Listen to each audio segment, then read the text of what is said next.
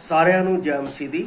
ਮੈਂ ਆਪ ਸਭ ਸੁਣਨ ਵਾਲੇ ਭਾਈ ਭੈਣ ਬੱਚੇ ਬਜ਼ੁਰਗਾਂ ਦਾ ਧੰਨਵਾਦ ਕਰਦਾ ਹਾਂ ਜੋ ਤੁਸੀਂ ਨਿਤ ਪ੍ਰਤੀ ਦਿਨ ਪ੍ਰਭੂ ਦੇ ਇਸ ਵਚਨ ਨੂੰ ਸੁਣ ਰਹੇ ਹੋ ਔਰ ਮੇਰੇ ਲਈ ਅਤੇ ਇਸ ਵਚਨ ਨੂੰ ਤਿਆਰ ਕਰਨ ਦੇ ਲਈ ਜੋ ਤੁਸੀਂ ਪ੍ਰਾਰਥਨਾ ਕਰਦੇ ਹੋ ਉਸ ਦੇ ਲਈ ਵੀ ਮੈਂ ਆਪ ਸਭ ਦਾ ਇੱਕ ਵਾਰ ਫੇਰ ਧੰਨਵਾਦ ਕਰਦਾ। ਪ੍ਰਭੂ ਆਪ ਸਭ ਨੂੰ ਇਸ ਵਚਨ ਦੇ ਰਾਹੀਂ ਹੋਰ ਵੀ ਜ਼ਿਆਦਾ ਆਸ਼ਾ ਪ੍ਰਾਪਤ ਕਰਨ ਦੇ ਲਈ ਅਤੇ ਉਸ ਵਿੱਚ ਬਣੇ ਰਹਿਣ ਦੇ ਲਈ ਮਦਦ ਕਰੇ। ਅੱਜ ਦੇ ਵਚਨ ਨੂੰ ਅਸੀਂ ਸਿੱਖਣ ਤੋਂ ਪਹਿਲਾਂ ਪ੍ਰਾਰਥਨਾ ਵਿੱਚ ਜਾਵਾਂਗੇ। ਦਿਆਲੂ ਪ੍ਰਭੂ, ਅਸੀਂ ਆਪ ਦਾ ਧੰਨਵਾਦ, ਆਪ ਦੀ ਮਹਿਮਾ, ਆਪ ਦੀ ਵਡਿਆਈ ਕਰਦੇ ਹਾਂ।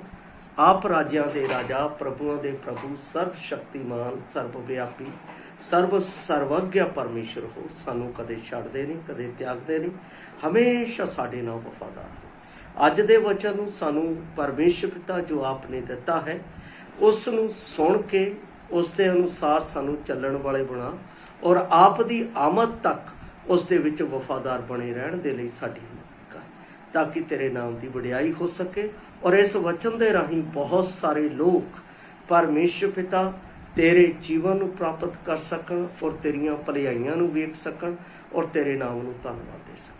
ਇਹ ਸਭੋ ਕੁਝ ਤੇਰੇ ਹੱਥਾਂ ਵਿੱਚ ਸੌਂਪਦੇ ਹੋਏ ਅੱਜ ਦੇ ਵਚਨ ਨੂੰ ਤੇਰੇ ਹੱਥਾਂ ਵਿੱਚ ਸੌਂਪਦੇ ਹੋਏ ਬੇਨਤੀ ਮਸੀਹ ਯਿਸੂ ਦੇ ਪਵਿੱਤਰ ਤੇ ਸਮਰਥੀ ਨਾਮ ਵਿੱਚ ਮੰਗਦੇ ਹਾਂ, ਆਮੀਨ। ਪਿਆਰੇ ਅਜ਼ੀਜ਼, ਅੱਜ ਦਾ ਜੋ ਵਚਨ ਦਾ ਮੈਂ ਭਾਗ ਲਿਆ ਹੈ ਉਹ ਲਿਆ ਹੈ ਲੂਕਾ ਦੀ ਅੰਜੀਲ ਉਸ ਦਾ 18 ਅਧਿਆਏ ਉਸ ਦਾ 1 ਤੋਂ ਲੈ ਕੇ ਮੈਂ 8 ਵਚਨ ਤੱਕ ਦਾ ਜੋ ਇਸ ਦੇ ਵਿੱਚ ਵਿਕਾਸ਼ਵਾ ਹੈ ਉਹ ਲਿਆ ਹੈ, ਪਰ ਮੈਂ ਆਪ ਦੇ ਲਈ 18 ਦੀ ਇੱਕ ਆਇਤ ਨੂੰ ਹੀ ਪੜਾਂਗਾ ਜਿਸ ਵਿੱਚ ਪਰਮੇਸ਼ਵਰ ਮੇਰੇ ਨਾਲ ਗੱਲਾਂ ਕੀਤੀਆਂ ਹੈ ਕਿ ਅਸੀਂ ਉਸ ਵਚਨ ਦੇ ਨਾਲ ਪਰਮੇਸ਼ਵਰ ਦੀ ਮਹਿਮਾ ਅਤੇ ਵਡਿਆਈ ਨੂੰ ਵੇਖ ਸਕੀਏ। 18 ਦੀ ਇੱਕ ਆਇਤ ਮੈਂ ਆਪ ਦੇ ਲਈ ਪੜ੍ਹ ਰਿਹਾ ਹਾਂ, ਪਰ ਇਸ ਨੂੰ ਤੁਸੀਂ 1 ਤੋਂ ਲੈ ਕੇ 8 ਤੱਕ ਹੀ ਪੜ੍ਹਨਾ ਹੈ। ਅਗਰ ਆਪ ਦੇ ਕੋਲ ਬਾਈਬਲ ਹੈ ਤਾਂ 1 ਤੋਂ 8 ਤੱਕ ਹੀ ਪੜ੍ਹਨਾ ਹੈ ਤਾਂ ਕਿ ਆਪ ਨੂੰ ਇਸ ਖੰਡ ਔਰ ਇਸ ਦਾ ਜੋ ਵਿਸ਼ਾ ਹੈ ਉਹ ਆਪ ਨੂੰ ਸਮਝ ਆ ਸਕੇ। ਉਸ ਨੇ ਉਹਨਾਂ ਨੂੰ ਇਸ ਮਤਲਬ ਦਾ ਇੱਕ ਦ੍ਰਿਸ਼ਟਾਂਤ ਦਿੱਤਾ ਜੋ ਸਦਾ ਪ੍ਰਾਰਥਨਾ ਵਿੱਚ ਲੱਗਿਆ ਰਹਿਣਾ ਅਤੇ ਸੁਸਤੀ ਨਹੀਂ ਕਰਨੀ ਚਾਹੀਦੀ ਹੈ। ਇਸ ਦਾ ਜੋ ਮੈਂ ਸਬਜੈਕਟ ਲਿਆ ਹੈ ਪ੍ਰਭਾਵਸ਼ਾਲੀ ਪ੍ਰਾਰਥਨਾ। ਪ੍ਰਭਾਵਸ਼ਾਲੀ ਪ੍ਰਾਰਥਨਾ। ਸਾਡੇ ਵਿੱਚ ਜਦੋਂ ਪ੍ਰਾਰਥਨਾ ਦੀ ਗੱਲ ਹੁੰਦੀ ਹੈ ਤਾਂ ਬਹੁਤ ਸਾਰੇ ਲੋਕ ਇਸ ਪ੍ਰਾਰਥਨਾ ਦੇ ਵਿਖੇ ਆਲਸੀ ਹੋ ਜਾਂਦੇ ਆ। ਇਸੇ ਕਰਕੇ ਪ੍ਰਭੂ ਨੂੰ ਆਪਣੇ ਚੇਲਿਆਂ ਨੂੰ ਇਹ ਕਹਿਣਾ ਪਿਆ ਕਿ ਸੁਸਤੀ ਨਹੀਂ ਕਰਨੀ ਚਾਹੀਦੀ ਹੈ, ਪ੍ਰਾਰਥਨਾ ਵਿੱਚ ਲੱਗੇ ਰਹਿਣਾ ਚਾਹੀਦਾ ਹੈ। ਸਾਨੂੰ ਪ੍ਰਾਰਥਨਾ ਕਰਨ ਲੱਗਿਆਂ ਕਈ ਵਾਰ ਕਈ ਤਰ੍ਹਾਂ ਦੀਆਂ ਸਮੱਸਿਆਵਾਂ ਆਉਂਦੀਆਂ ਨੇ, ਕਈ ਤਰ੍ਹਾਂ ਦੀਆਂ ਪਰੇਸ਼ਾਨੀਆਂ ਆਉਂਦੀਆਂ ਨੇ, ਪਰ ਉਸ ਦੇ ਲਈ ਸਾਨੂੰ ਇੱਕ ਪਰਮੇਸ਼ਵਰ ਦੇ ਵਿੱਚ ਹੋ ਕੇ ਉਸ ਦੀ ਬਾਣੀ ਦੇ ਨਾਲ ਉਸ ਦੇ ਵਿੱਚ ਇੱਕ ਯੁੱਧ ਲੜਨਾ ਪੈਂਦਾ ਹੈ। ਮੈਂ ਆਪ ਨੂੰ ਇਸ ਪ੍ਰਭਾਵਸ਼ਾਲੀ ਪ੍ਰਾਰਥਨਾ ਦੇ ਬਾਰੇ ਕੁਝ ਗੱਲਾਂ ਆਪ ਨੂੰ ਇਸ ਦੇ ਵਿੱਚ ਦੱਸਾਂਗਾ। ਪ੍ਰਾਰਥਨਾ ਕਰਨ ਵਾਲੀ ਇੱਥੇ ਵਿਧਵਾ ਦਾ ਇੱਕ ਦ੍ਰਿਸ਼ਟਾਂਤ ਪ੍ਰਭੂ ਨੇ ਲਿਆ ਹੈ ਪ੍ਰਾਰਥਨਾ ਵਿੱਚ ਲੱਗੇ ਰਹਿਣ ਦੇ ਲਈ, ਜਿਸ ਦੀ ਪ੍ਰਾਰਥਨਾ ਇੱਕ ਪ੍ਰਭਾਵਸ਼ਾਲੀ ਪ੍ਰਾਰਥਨਾ ਦਾ ਉੱਤਰ ਬਣੀ ਹੈ ਅਤੇ ਉਹ ਸਾਨੂੰ ਵੀ ਕਈ ਗੱਲਾਂ ਸਿਖਾਉਂਦੀ ਹੈ। ਔਰ ਇਸ ਵਿੱਚ ਅਸੀਂ ਦੇਖਦੇ ਹਾਂ ਕਿ ਪ੍ਰਭੂ ਚਾਹੁੰਦਾ ਹੈ ਕਿ ਮਨੁੱਖਾਂ ਨੂੰ ਸਦਾ ਪ੍ਰਾਰਥਨਾ ਕਰਨੀ ਚਾਹੀਦੀ ਹੈ ਅਤੇ ਹਿੰਮਤ ਨਹੀਂ ਹਾਰਨੀ ਚਾਹੀਦੀ। ਬਹੁਤੇ ਲੋਕ ਜਦੋਂ ਉਹਨਾਂ ਨੂੰ ਉੱਤਰ ਨਹੀਂ ਮਿਲਦਾ ਹੈ ਤਦ ਉਹ ਆਪਣੇ ਜੀਵਨ ਦੇ ਵਿੱਚ ਪ੍ਰਾਰਥਨਾ ਦੇ ਇਸ ਸਮੇਂ ਨੂੰ ਛੱਡ ਦਿੰਦੇ ਆ। ਕੀ ਫਾਇਦਾ ਪ੍ਰਾਰਥਨਾ ਕਰਕੇ, ਕੀ ਮਿਲਣਾ ਹੈ? ਕੁਝ ਵੀ ਨਹੀਂ ਹੁੰਦਾ ਪਿਆ। ਪ੍ਰਭੂ ਕਹਿੰਦਾ ਆਖਰੀ ਸਮੇਂ ਤੱਕ ਜਦ ਤੱਕ ਤੁਹਾਨੂੰ ਵਸਤ ਮਿਲ ਨਾ ਜਾਵੇ, ਉਸ ਦਾ ਉੱਤਰ ਆਪ ਨੂੰ ਮਿਲ ਨਾ ਜਾਵੇ, ਤੁਸੀਂ ਪ੍ਰਾਰਥਨਾ ਕਰਨੀ ਨਾ ਛੱਡੋ, ਜਿਸ ਤਰ੍ਹਾਂ ਵਿਧਵਾ ਨੇ ਕੀਤਾ। ਇਸ ਵਿੱਚ ਮੈਂ ਆਪ ਦੇ ਨਾਲ 3 ਗੱਲਾਂ ਦੇ ਉੱਤੇ ਗੱਲਾਂ ਕਰਾਂਗਾ ਜੋ ਮੈਨੂੰ ਇਸ ਦੇ ਵਿੱਚ ਮਿਲੀਆਂ ਹੈ। ਪਹਿਲੀ ਗੱਲ ਹੈ ਲੱਗੇ ਰਹਿਣਾ। ਪ੍ਰਾਰਥਨਾ ਕਰਨ ਵਿੱਚ ਲੱਗੇ ਰਹਿਣਾ। ਇੱਥੇ ਵਿਧਵਾ ਨੂੰ ਅਸੀਂ ਦੇਖਦੇ ਹਾਂ, ਉਹ ਆਪਣਾ ਇੱਕ ਅਜਿਹੇ ਨਿਆਈ ਕੋਲ ਜਿਹੜਾ ਜਿਸ ਨੂੰ ਪਰਮੇਸ਼ਰ ਦਾ ਕੋਈ ਡਰ ਨਹੀਂ, ਜਿਸ ਨੂੰ ਕਿਸੇ ਵਿਅਕਤੀ ਦਾ ਕੋਈ ਡਰ ਨਹੀਂ, ਪਰ ਨਿਰਦਈ ਹੈ, ਉਸ ਦੇ ਕੋਲ ਆਪਣਾ ਨਿਆਂ ਮੰਗਣ ਦੇ ਲਈ ਜਾ ਰਹੀ ਹੈ। ਉਹ ਉਦੋਂ ਤੱਕ ਜਾਂਦੀ ਰਹਿੰਦੀ ਹੈ ਜਦ ਤੱਕ ਉਹਦਾ ਉਹ ਨਿਆਂ ਨਹੀਂ ਦਿੰਦਾ। ਇਹਦਾ ਮਤਲਬ ਕੰਟੀਨਿਊ ਵੀ ਚੇਸ, ਉਹ ਲਗਾਤਾਰ ਪ੍ਰਾਰਥਨਾ ਕਰਦੀ ਰਹੀ, ਉਸਨੇ ਹਿੰਮਤ ਨਹੀਂ ਹਾਰੀ। ਇਹਦਾ ਮਤਲਬ ਵਿਧਵਾ ਦਾ ਮੈਂ ਕੀ ਆਪ ਦੇ ਅੱਗੇ ਵਿਧਵਾ ਦਾ ਜੋ ਇੱਥੇ ਪ੍ਰਭੂ ਨੇ ਦ੍ਰਿਸ਼ਟਾਂਤ ਲਿਆ ਹੈ, ਇਹ ਇੱਕ ਬਹੁਤ ਮਹੱਤਵਪੂਰਨ ਹਿੱਸਾ ਹੈ। ਵਿਧਵਾ ਵਿਡੋ, ਜਿਸ ਦਾ ਕੋਈ ਸਹਾਰਾ ਨਹੀਂ ਹੈ, ਜਿਸ ਨੂੰ ਕੋਈ ਦੇਖਣ ਵਾਲਾ ਨਹੀਂ, ਜਿਸ ਦੀ ਕੋਈ ਮਦਦ ਕਰਨ ਵਾਲਾ ਨਹੀਂ, ਜਿਸ ਦਾ ਕੋਈ ਸਾਥ ਦੇਣ ਵਾਲਾ ਨਹੀਂ, ਜਿਸ ਦੇ ਕੋਈ ਪਿੱਛੇ ਚੱਲਣ ਵਾਲਾ ਨਹੀਂ, ਜਿਸ ਨੂੰ ਕੋਈ ਹੌਸਲਾ ਦੇਣ ਵਾਲਾ ਨਹੀਂ। ਪਰ ਇਸ ਵਿਧਵਾ ਨੂੰ ਪਰਮੇਸ਼ਵਰ ਬਾਰ-ਬਾਰ ਦੱਸਦਾ ਹੈ ਕਿ ਉਹ ਆਪਣੇ ਨਿਆਂ ਦੇ ਲਈ ਉਸ ਨਿਆਊ ਦੇ ਕੋਲ ਬਾਰ-ਬਾਰ ਜਿੱਚ ਕਰਦੀ ਨਜ਼ਰ ਆਈ ਹੈ, ਔਰ ਅੰਤ ਦੇ ਵਿੱਚ ਉਸ ਨੂੰ ਨਿਆਂ ਮਿਲਿਆ ਹੈ। ਉਸ ਦੀ ਪ੍ਰਭਾਵਸ਼ਾਲੀ ਪ੍ਰਾਰਥਨਾ ਦਾ ਉਸ ਨੂੰ ਉੱਤਰ ਮਿਲਿਆ ਹੈ। ਕਦੇ ਪ੍ਰਾਰਥਨਾ ਦੇ ਵਿੱਚ ਸਾਨੂੰ ਢਿੱਲੇ ਨਹੀਂ ਪੈਣਾ ਚਾਹੀਦਾ। ਪ੍ਰਾਰਥਨਾ ਕਰਦੇ ਰਹਿਣਾ, ਲਗਾਤਾਰ ਪ੍ਰਾਰਥਨਾ ਕਰਦੇ ਰਹਿਣਾ ਚਾਹੀਦਾ। ਇਸ ਦੇ ਲਈ ਮੈਂ ਆਪ ਨੂੰ ਕੁਝ ਗੱਲਾਂ ਅਜਿਹੀਆਂ ਦੱਸਾਂਗਾ ਜਿਹੜੀਆਂ ਆਪ ਦੇ ਜੀਵਨ ਦੇ ਵਿੱਚ ਆਪ ਨੂੰ ਹੌਸਲਾ ਦੇ ਸਕਦੀ ਹੈ। ਪਹਿਲਾਂ ਮੈਂ ਯੂਨਿਟੀ ਦੇ ਵਿੱਚ ਪ੍ਰਾਰਥਨਾ ਵਿੱਚ ਲੱਗੇ ਰਹਿਣਾ। ਯੂਨਿਟੀ ਦਾ ਮਤਲਬ ਹੈ ਇਕੱਠੇ ਹੋ ਕੇ, ਜੇ ਸਾਨੂੰ ਕੋਈ ਵਿਪਤਾ ਪੈ ਗਈ ਹੈ, ਸਾਡੇ ਉੱਤੇ ਕੋਈ ਕਸ਼ਟ ਆ ਗਿਆ ਹੈ, ਜਾਂ ਸਾਡਾ ਕੋਈ ਮਸਲਾ ਹੱਲ ਨਹੀਂ ਹੋ ਰਿਹਾ ਹੈ, ਉਸ ਦੇ ਲਈ ਸਾਨੂੰ ਲਗਾਤਾਰ ਪਰਮੇਸ਼ਵਰ ਦੇ ਅੱਗੇ ਪ੍ਰਾਰਥਨਾ ਕਰਦੇ ਰਹਿਣਾ ਹੈ, ਔਰ ਪ੍ਰਾਰਥਨਾ ਦੇ ਲਈ ਆਪਣੇ ਮੁਖ ਨੂੰ ਪਰਮੇਸ਼ਵਰ ਵੱਲ ਤੱਕਦੇ ਰਹਿਣਾ ਹੈ। ਇੱਥੇ ਅਸੀਂ ਦੇਖਦੇ ਹਾਂ ਰਸੂਲਾਂ ਦੇ ਕਰਤੱਵ ਦੇ ਵਿੱਚ ਯੂਨਿਟੀ ਦੀ ਪ੍ਰਾਰਥਨਾ, ਜਦੋਂ 12 ਅਧਿਆਏ ਦੀ ਮੈਂ 5 ਆਇਤ ਨੂੰ ਆਪ ਦੇ ਲਈ ਪੜ੍ਹ ਰਿਹਾ ਹਾਂ। ਰਸੂਲਾਂ ਦੇ ਕਰਤੱਵ 12 ਦਾ 5 ਕਹਿੰਦਾ ਹੈ, ਸੋ ਕੈਦ ਵਿੱਚ ਪਤਰਸ ਦੀ ਰਾਖੀ ਹੁੰਦੀ ਸੀ, ਪਰ ਕਲੀਸਿਆ ਉਹਦੇ ਲਈ ਪਰਮੇਸ਼ਵਰ ਦੇ ਅੱਗੇ ਮਨ ਲਾ ਕੇ ਪ੍ਰਾਰਥਨਾ ਕਰ ਰਹੀ ਹੈ। ਇਹਦੇ ਵਿੱਚ ਇੱਕ ਹੋਰ ਗੱਲ ਆ ਗਈ, ਲੱਗੇ ਰਹਿਣਾ, ਮਨ ਲਾ ਕੇ। ਕਈ ਓਪਰੇ ਮਨ ਦੇ ਨਾਲ ਪ੍ਰਾਰਥਨਾ ਕਰਦੇ ਆ, ਪ੍ਰਭੂ ਜੀ ਤੇਰਾ ਧੰਨਵਾਦ, ਤੇਰੀ ਮਹਿਮਾ, ਤੇਰੀ ਵਡਿਆਈ, ਤੇਰੀ ਉਸਤਤ। ਇਸ ਤਰ੍ਹਾਂ ਪ੍ਰਾਰਥਨਾ ਨਹੀਂ ਕਰਨੀ ਹੈ। ਮਨ ਲਾ ਕੇ ਸਾਡਾ ਮਨ ਪਰ ਉਸ ਗੱਲ ਦੇ ਲਈ ਟੁੱਟ ਜਾਣਾ ਚਾਹੀਦਾ ਹੈ, ਉਸ ਗੱਲ ਦੇ ਲਈ ਪੀਸ ਹੋ ਜਾਣਾ ਚਾਹੀਦਾ ਹੈ, ਤਾਂ ਕਿ ਮੇਰਾ ਦਰਦ ਪਰਮੇਸ਼ਰ ਨੂੰ ਪਤਾ ਲੱਗੇ। ਤੁਹਾਨੂੰ ਪਤਾ ਹੈ, ਜਦੋਂ ਕੋਈ ਸਾਨੂੰ ਚਪੇੜ ਮਾਰਦਾ ਹੈ ਤਾਂ ਉਸ ਦਾ ਦਰਦ ਸਾਡੇ ਅੰਦਰ ਹੁੰਦਾ ਹੈ, ਬਾਹਰ ਨਹੀਂ। ਬਾਹਰ ਤਾਂ ਆਵਾਜ਼ ਹੀ ਆਉਂਦੀ ਹੈ।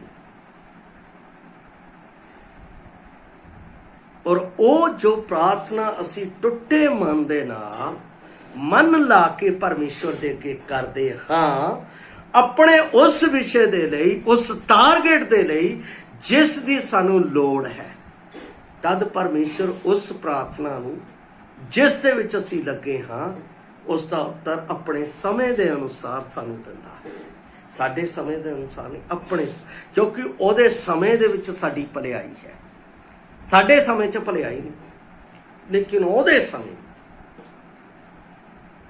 ਕਿਉਂਕਿ ਪਰਮੇਸ਼ਵਰ ਮੇਰੇ ਜੀਵਨ ਦੇ ਵਿੱਚ ਹਮੇਸ਼ਾ ਭਲਾਈ ਹੀ ਨੂੰ ਪ੍ਰਗਟ ਕਰਦਾ ਹੈ, ਕੋਈ ਨੁਕਸਾਨ ਨਹੀਂ ਕਰਦਾ। ਜਿਵੇਂ ਕਈ ਲੋਕ ਸਮਝਦੇ, ਪਰਮੇਸ਼ਵਰ ਸਾਡੇ ਭਲੇ ਦੇ ਲਈ हर एक कष्ट ਨੂੰ हर एक दुख ਨੂੰ ਸਾਡੇ ਜੀਵਨ ਵਿੱਚ ਆਣ ਦਿੰਦਾ ਹੈ ਕਿ ਅਸੀਂ ਉਸ ਵਿੱਚ ਮਜ਼ਬੂਤ ਹੋ ਕੇ परमेश्वर दी उस आमद वाल बढ़ते जाइए, क्योंकि ये बुरा संसार है। बुरे संसार दे विच सानू कष्ट है, कलेश है, बेता है, बीमारियां है, रोग है, संकट है, ये सब चीज़ां साडे जीवन दे विच है। इसे करके तो यूहन्ना 16 दे विच प्रभु ने कहा सी, हौसला रखो, संसार विच तुहानू कष्ट है, कलेश है, हौसला रखो, मैं इस संसार नू जित लिया है।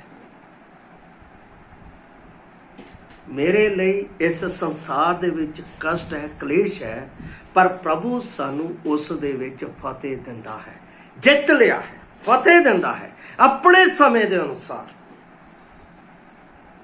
ताकि असी उस फतेह नू, उस भलाई नू, उस परमेश्वर दे कीते हुए कारज नू वेख के परमेश्वर दी प्रशंसा अते वडियाई कर सकीए, उसके नाम नू धन्नवाद दे सकीए।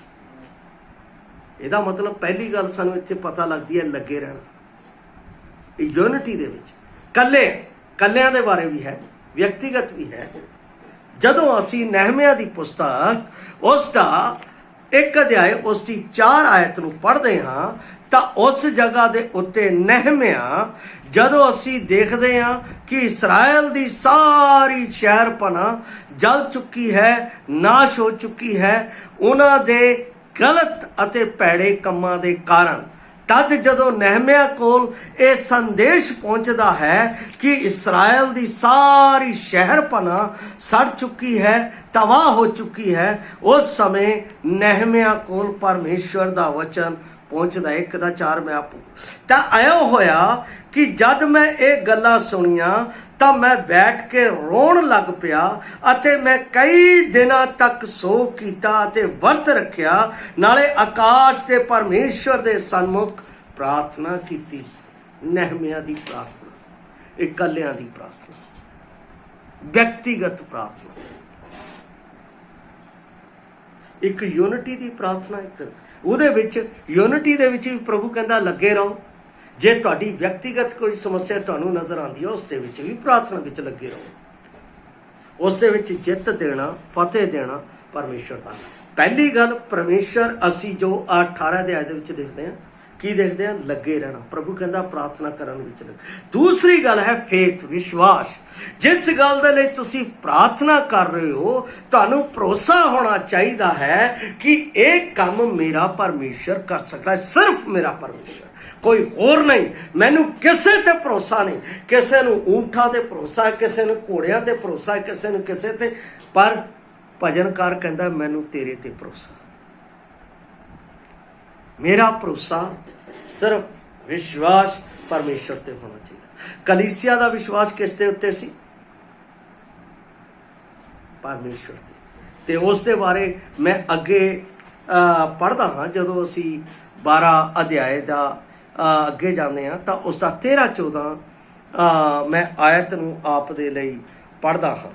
इत्थे की लिखिया है, कहंदा है जां ओ डेड़ी ते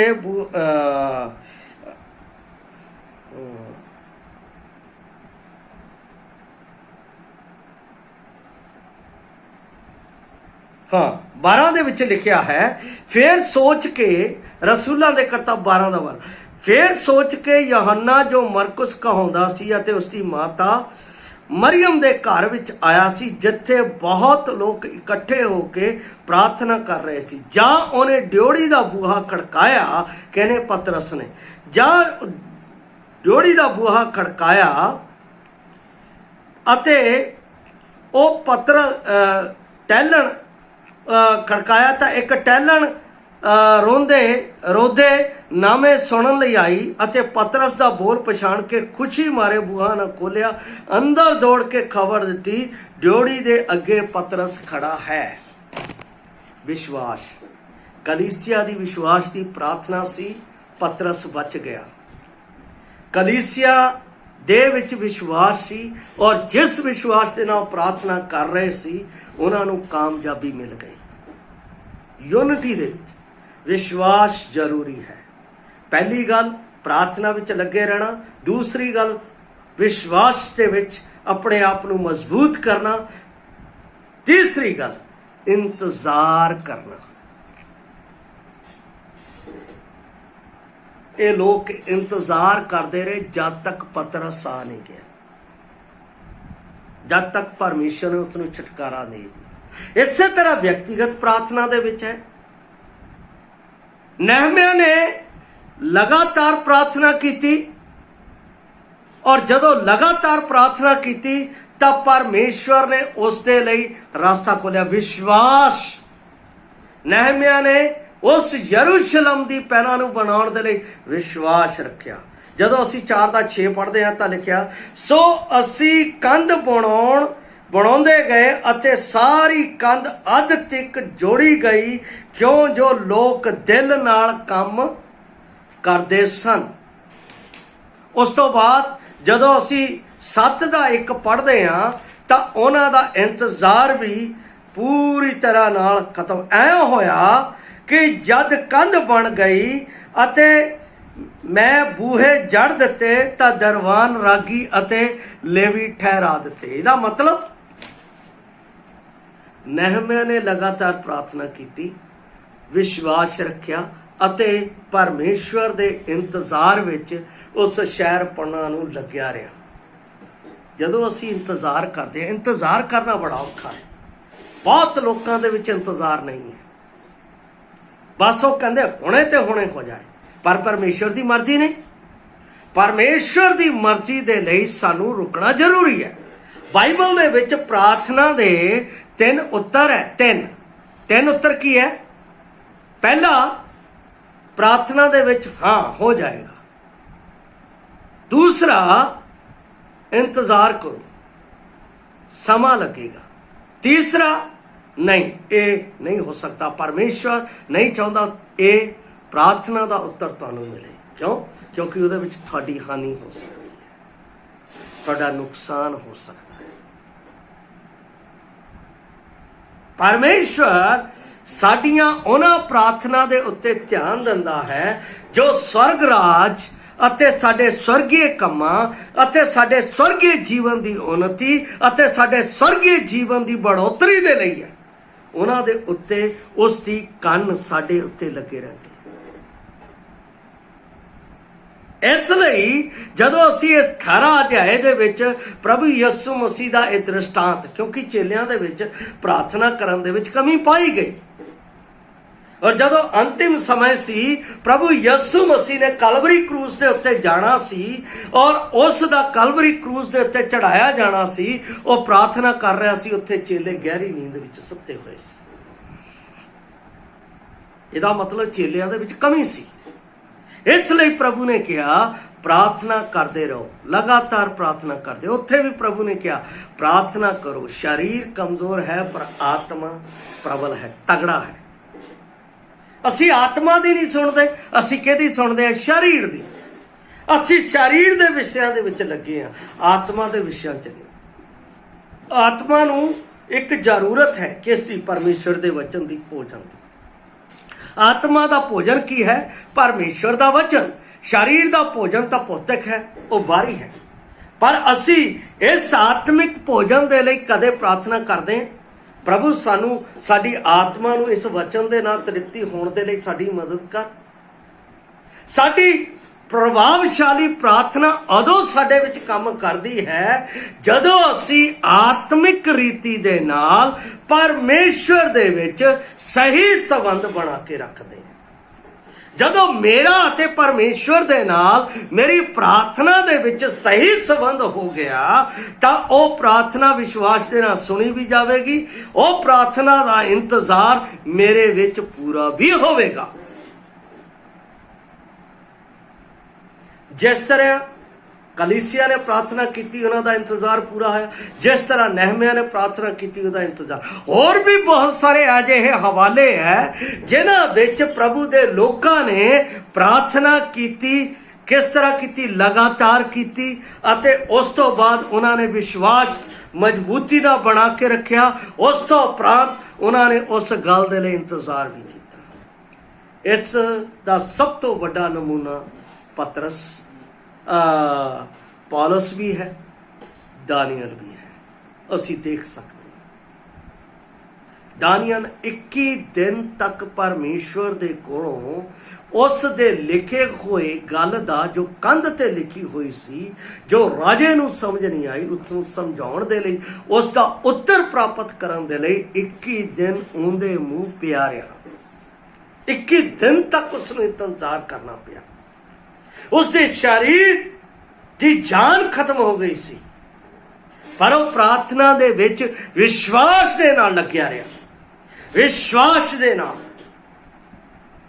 ਔਰ ਜਦੋਂ ਸਵਰਗਦੂਤ ਆਇਆ, ਉਸਨੇ ਉਸ ਨੂੰ ਉਠਾਇਆ ਤਾਂ ਜਾਨ ਆ ਗਈ, ਉਸ ਦਾ ਇੰਤਜ਼ਾਰ ਖਤਮ ਹੋ ਗਿਆ। ਔਰ ਪਰਮੇਸ਼ਵਰ ਦਾ ਉਹ ਭੇਤ ਜੋ ਲਿਖਿਆ ਹੋਇਆ ਸੀ ਉਸ ਨੂੰ ਸੁਣਾ ਦਿੱਤਾ ਗਿਆ, ਦੱਸ ਦਿੱਤਾ ਗਿਆ। ਇਸੇ ਕਰਕੇ ਤਾਂ ਯਰਮਿਆ ਦੀ ਪੁਸਤਕ ਦੇ ਵਿੱਚ ਲਿਖਿਆ ਹੈ 33 ਦਾ 3 ਦੇ ਵਿੱਚ, ਤੂੰ ਮੈਨੂੰ ਪੁਕਾਰ ਤਾਂ ਮੈਂ ਤੈਨੂੰ ਵੱਡੀਆਂ ਵੱਡੀਆਂ ਗੱਲਾਂ ਖੁੱਲ੍ਹ ਕੇ ਦੱਸਾਂਗਾ। ਅਸੀਂ ਚਾਹੁੰਦੇ ਹਾਂ ਜੇ ਸਾਡੇ ਜੀਵਨ ਦੇ ਵਿੱਚ ਕੋਈ ਵੀ ਸਮੱਸਿਆ ਹੈ, ਕਿਸੇ ਤਰ੍ਹਾਂ ਦੀ ਵੀ ਸਮੱਸਿਆ ਹੈ, ਅਸੀਂ ਪ੍ਰਾਰਥਨਾ ਕਰੀਏ। ਅਸੀਂ ਚਾਹੁੰਦੇ ਹਾਂ ਕਿ ਉਸ ਦਾ ਉੱਤਰ ਮੇਰੇ ਜੀਵਨ ਦੇ ਵਿੱਚ ਮਿਲੇ, ਤਾਂ ਸਾਨੂੰ 3 ਗੱਲਾਂ ਆਪਣੇ ਜੀਵਨ ਦੇ ਵਿੱਚ ਬੰਨ੍ਹ ਕੇ ਰੱਖਣੀਆਂ। ਪਹਿਲਾਂ, ਪ੍ਰਾਰਥਨਾ ਕਰਨ ਦੇ ਵਿੱਚ ਢਿੱਲੇ ਨਹੀਂ ਪੈਣਾ ਹੈ, ਪ੍ਰਾਰਥਨਾ ਲਗਾਤਾਰ ਕਰਨੀ ਹੈ, ਵਿਸ਼ਵਾਸ ਦੇ ਵਿੱਚ ਪ੍ਰਾਰਥਨਾ ਕਰਨੀ ਹੈ, ਔਰ ਉਸ ਵਿਸ਼ਵਾਸ ਦੇ ਵਿੱਚ ਕੀਤੀ ਹੋਈ ਪ੍ਰਾਰਥਨਾ ਦੇ ਲਈ ਇੰਤਜ਼ਾਰ ਕਰਨਾ ਹੈ। ਤਾਂ ਜੋ ਸਾਨੂੰ ਸਾਡੇ ਜੀਵਨ ਦੇ ਵਿੱਚ ਪਰਮੇਸ਼ਵਰ ਦੇ ਭੇਤਾਂ ਦਾ ਅਤੇ ਪਰਮੇਸ਼ਵਰ ਦੀ ਯੋਜਨਾ ਦਾ ਅਤੇ ਪਰਮੇਸ਼ਵਰ ਸਾਡੇ ਜੀਵਨ ਵਿੱਚ ਕੀ ਚਾਹੁੰਦਾ ਹੈ ਸਾਨੂੰ ਪਤਾ ਲੱਗ ਜਾਏ। ਇਸ ਲਈ ਪਿਆਰੋ, ਜੇ ਅਸੀਂ ਵਿਸ਼ਵਾਸੀ ਹਾਂ ਤਾਂ ਸਾਨੂੰ ਮਜ਼ਬੂਤੀ ਦੇ ਨਾਲ ਪ੍ਰਾਰਥਨਾ ਵਿੱਚ, ਜੇ ਅਸੀਂ ਵਿਸ਼ਵਾਸੀ ਨਹੀਂ ਹਾਂ ਤਾਂ ਸਾਨੂੰ ਸਭ ਤੋਂ ਪਹਿਲਾਂ ਆਪਣੇ ਜੀਵਨ ਦੇ ਵਿੱਚ ਨਵਾਂ ਜਨਮ ਪ੍ਰਾਪਤ ਕਰਕੇ, ਨਵਾਂ ਜਨਮ ਕੀ ਹੈ? ਮਸੀਹ ਯਿਸੂ ਪਾਪੀਆਂ ਦੇ ਲਈ ਇਸ ਦੁਨੀਆ ਦੇ ਵਿੱਚ ਆਇਆ, ਪਾਪੀਆਂ ਨੂੰ ਬਚਾਉਣ ਦੇ ਲਈ ਕਾਲਵਰੀ ਕਰੂਸ ਦੇ ਉੱਤੇ ਆਪਣੀ ਜਾਨ ਦਿੱਤੀ। ਜੇ ਮੈਂ ਉਸ ਗੱਲ ਦੇ ਉੱਤੇ ਨਿਹਚਾ ਕਰਦਾ ਹਾਂ ਕਿ ਪ੍ਰਭੂ ਯਿਸੂ ਮਸੀਹ ਮੇਰੇ ਪਾਪੀ ਲਈ ਮਾਰਿਆ ਗਿਆ, ਗੱਡਿਆ ਗਿਆ, ਤੀਸਰੇ ਦਿਨ ਜੀ ਉੱਠਿਆ, ਹੁਣ ਉਹ ਮੇਰਾ ਪ੍ਰਭੂ ਹੈ ਅਤੇ ਹੁਣ ਮੇਰਾ ਜੀਵਨ ਮੇਰਾ ਨਹੀਂ ਪਰਮੇਸ਼ਰ ਪੁੱਤਰ ਦਾ ਹੈ, ਜਿਸ ਤਰ੍ਹਾਂ ਮੈਨੂੰ ਕਹੇਗਾ ਉਸੇ ਤਰ੍ਹਾਂ ਮੈਂ ਆਪਣਾ ਜੀਵਨ ਬਤੀਤ ਕਰਾਂਗਾ। ਔਰ ਇਹ ਸਭ ਕੁਝ ਮੈਂ ਸਵੀਕਾਰ ਕਰਦਾ ਹਾਂ ਪਰਮੇਸ਼ਵਰ ਦੇ ਪਿਆਰੇ ਪੁੱਤਰ ਪ੍ਰਭੂ ਯਿਸੂ ਮਸੀਹ ਵਿੱਚ। ਤਦ ਮੇਰੇ ਵਿੱਚ ਨਵਾਂ ਜਨਮ ਹੋ ਜਾਏਗਾ, ਪਰਮੇਸ਼ਵਰ ਦਾ ਆਤਮਾ ਹਮੇਸ਼ਾ ਲਈ ਮੇਰੇ ਵਿੱਚ ਆ ਜਾਏਗਾ ਅਤੇ ਮੇਰੇ ਜੀਵਨ ਦੇ ਲਈ ਜਦੋਂ ਵੀ ਮੈਂ ਪ੍ਰਾਰਥਨਾ ਕਰਨੀ ਹੈ ਕਿਸੇ ਵੀ ਤਰੀਕੇ ਦੇ ਲਈ, ਉਹ ਮੇਰੀ ਅਗਵਾਈ ਕਰੇ। ਇਸ ਲਈ ਪਿਆਰੋ, ਪ੍ਰਭਾਵਸ਼ਾਲੀ ਪ੍ਰਾਰਥਨਾ ਦੇ ਲਈ ਸਾਨੂੰ ਪਹਿਲਾਂ ਸੁਸਤੀ ਨਹੀਂ ਕਰਨੀ ਹੈ। ਦੂਸਰੀ ਗੱਲ, ਪ੍ਰਾਰਥਨਾ ਵਿੱਚ ਲੱਗੇ ਰਹਿਣਾ ਹੈ। ਤੀਸਰੀ ਗੱਲ, ਜਿਸ ਪ੍ਰਾਰਥਨਾ ਦੇ ਵਿੱਚ ਲੱਗੇ ਹਾਂ ਉਸ ਦੇ ਲਈ ਸਾਨੂੰ ਵਿਸ਼ਵਾਸ ਹੋਣਾ ਚਾਹੀਦਾ। ਚੌਥੀ ਗੱਲ, ਉਹ ਜੋ ਵਿਸ਼ਵਾਸ ਦੀ ਪ੍ਰਾਰਥਨਾ ਕਰ ਰਹੇ ਹਾਂ ਉਸ ਦੇ ਲਈ ਧੀਰਜ ਜਾਂ ਸਾਡੇ ਜੀਵਨ ਦੇ ਵਿੱਚ ਇੰਤਜ਼ਾਰ ਹੋਣਾ ਜ਼ਰੂਰੀ ਹੈ, ਤਾਂ ਕਿ ਅਸੀਂ ਪਰਮੇਸ਼ਵਰ ਦੀ ਗੱਲਾਂ ਦਾ ਪ੍ਰਤੀਉੱਤਰ ਆਪਣੇ ਜੀਵਨ ਵਿੱਚ ਪ੍ਰਾਪਤ ਕਰ ਸਕੀਏ। ਪ੍ਰਭੂ ਆਪ ਨੂੰ ਇਸ ਵਚਨ ਦੇ ਨਾਲ ਆਸ਼ੀਸ਼ ਦੇਵੇ। ਜੈ ਮਸੀਹ ਦੀ।